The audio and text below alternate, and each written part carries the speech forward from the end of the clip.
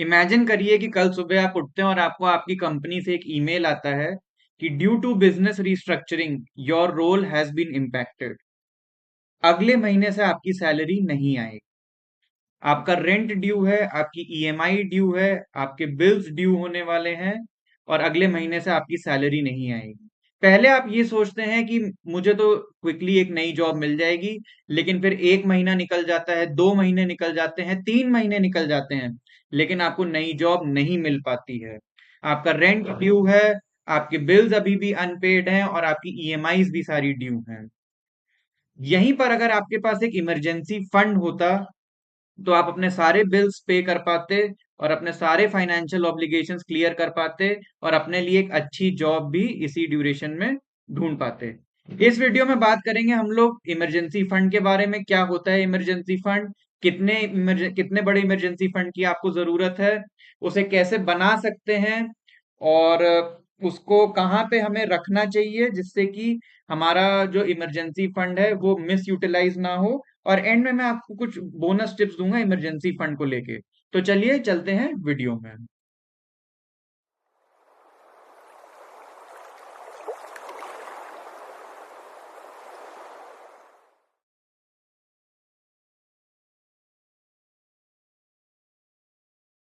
चलिए तो बात कर लेते हैं इमरजेंसी फंड के बारे में कि इमरजेंसी फंड एक्चुअली में होता क्या है। जैसा कि नाम में है, ये एक इमरजेंसी के लिए फंड है। इमरजेंसी जैसे कि मान लीजिए कोई मेडिकल इमरजेंसी हो सकती है, कोई लीगल इमरजेंसी हो सकती है। मान लीजिए जैसे मैंने आपको बताया जॉब लॉस हो सकता है। मान लीजिए कोई मेजर रिपेयर्स आ जाएं, जैसे होम रिपेयर्स आ जाएं या कार रिपेयर्स आ जाएं। इन केसेस में एक इमरजेंसी फंड एक फाइनेंशियल कुशन की तरह एक्ट करता है, जो कि इन इमरजेंसीज के जो फाइनेंशियल ऑब्लिगेशंस होते हैं उनको मीट आउट करने में हेल्प करता है। ये फंड हम लोग अलग से अपने लिए रखते हैं। इसको डे टू डे यूज में नहीं हम लोग यूटिलाइज करेंगे। इसको सिर्फ और सिर्फ एक इमरजेंसी के केसेस में ही हम लोग यूज करेंगे। इसको हम लोग कहते हैं एक इमरजेंसी फंड। अगली बात आती है कि कितना इमरजेंसी फंड आपको चाहिए, हाउ मच। इस सवाल का जवाब देने के लिए हम लोग चलते हैं एक्सेल शीट पे। चलिए मान लेते हैं हमारे साथ हैं एक इंसान जिनका नाम है रोहित। उनकी मंथली सैलरी है, मान लेते हैं 50,000 रुपए। इसमें से इनके मंथली एक्सपेंसेस अगर हम देखें तो रेंट मान लेते हैं 15,000 रुपए। उसके बाद इनकी ईएमआई आती हैं, वो हैं करीब 10,000 रुपए। उसके बाद इनकी यूटिलिटीज जिसमें कि इनकी फूडिंग भी इंक्लूडेड है, तो वो आ जाएगा फिर मान लीजिए 10,000 रुपए। उसके बाद इनके कुछ पर्सनल खर्चे हैं, घूमना फिरना शॉपिंग, 7,500 रुपीज। और एंड में ये इन्वेस्टमेंट्स करते हैं जो कि अगेन 7,500 रुपीज हैं। तो टोटल इन्होंने अपने पूरे 50,000 रुपीज यूज कर लिए और इन 5 हेड्स में ये पैसा इन्होंने खर्च कर दिया। अब हम लोग बात करने वाले हैं कि इमरजेंसी फंड कितना बड़ा होना चाहिए। तो इसमें जो कॉन्सेप्ट हम लोगों को यूज करना है वो ये है कि हमें अपने एक्सपेंसेस का, जो भी हमारे एक्सपेंसेस हैं उसका मिनिमम 6 टाइम्स और आइडियली 12 टाइम्स, इतना हमें as a emergency fund maintain करके चलना चाहिए। तो ये एक्सपेंसेस जो हम देख रहे हैं रोहित के केस में, जैसे उसने पूरे 50,000 रुपीज के एक्सपेंसेस कर दिए, तो यहाँ पे हम इसको नहीं जोड़ेंगे एज एन एक्सपेंसेस। हम किसे जोड़ेंगे अब उसके बारे में बात करते हैं। यहाँ पे हमें ये चीज देखनी है कि जो रोहित के ये खर्चे हैं, इनमें से कौन से खर्चे ऐसे हैं जो कि बिल्कुल इसेंशियल हैं, जिनके बगैर उनके उनकी लिविंग पे इम्पैक्ट आएगा। ठीक है, तो हम इनको मार्क कर लेते हैं। सबसे पहले रेंट।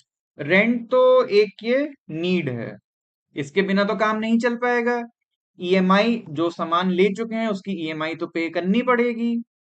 यूटिलिटीज, ये भी एक नीड है भाई, खाना पीना तो इंसान खाएगा ही।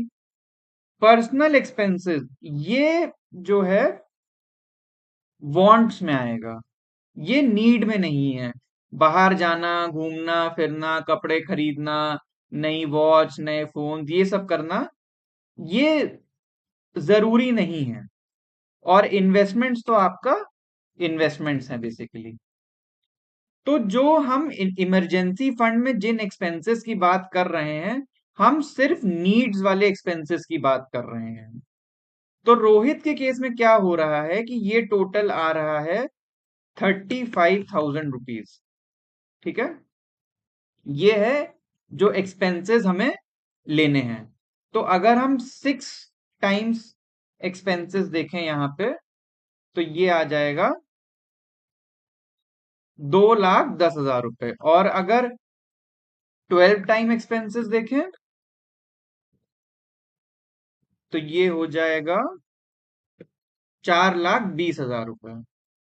राइट। तो आइडियली हमें क्या करना है कि एटलीस्ट हमारे पास 2,10,000 रुपए तो होने ही चाहिए as an emergency fund, and ideally ये फिगर 4,20,000 रुपए होना चाहिए। ठीक है।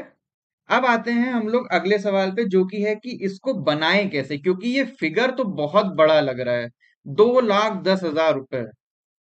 ठीक।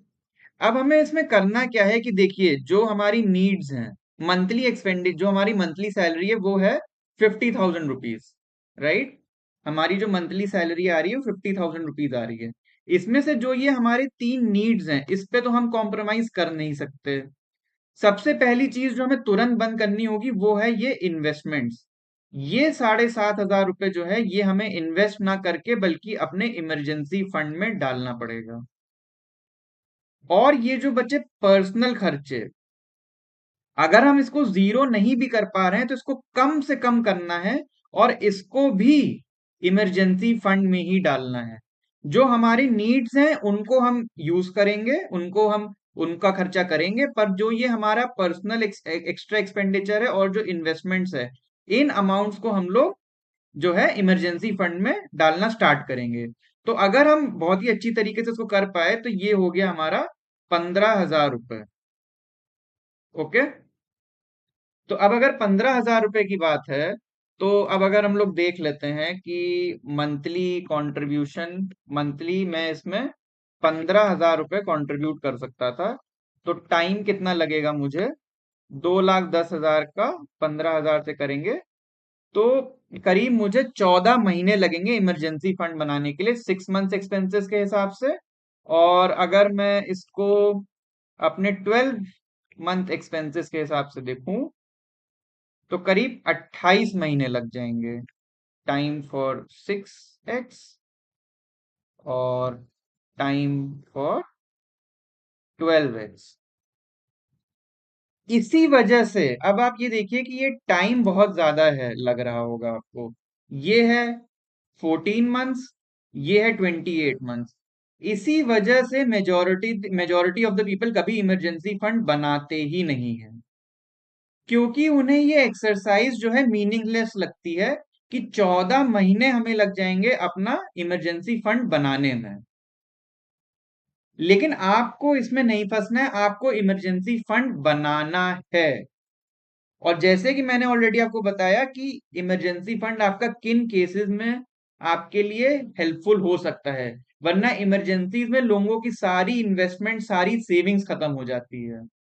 इसीलिए ये इमरजेंसी फंड रखना आपके लिए बहुत ज्यादा जरूरी है।